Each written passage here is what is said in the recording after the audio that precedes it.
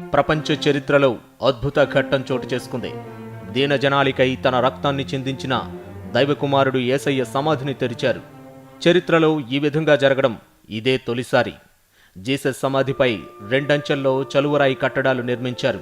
వీటిలో పైభాగంలో ఉన్న చలువరాయిని మత పెద్దల సమక్షంలో తెరిచారు. ప్రత్యేక ప్రార్థనలు చేశారు.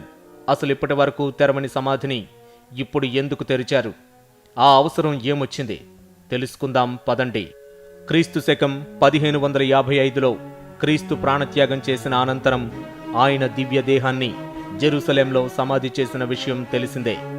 అనంతరం ఈ సమాధి చుట్టూ ఎడిక్యూల్ అనే చిన్నపాటి నిర్మాణం కట్టించారు.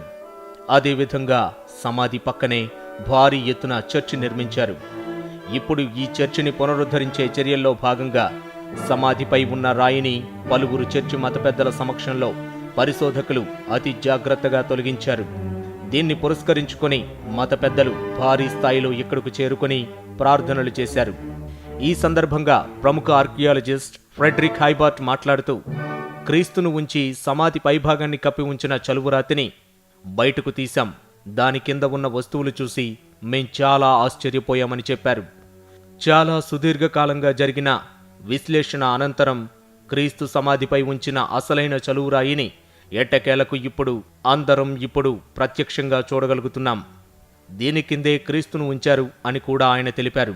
మొత్తానికి దైవకుమారుడి సమాధిపై రాయిని తొలగించిన ఘట్టం వీక్షించేందుకు ప్రభు భక్తులు ఆసక్తి చూపిస్తున్నారు.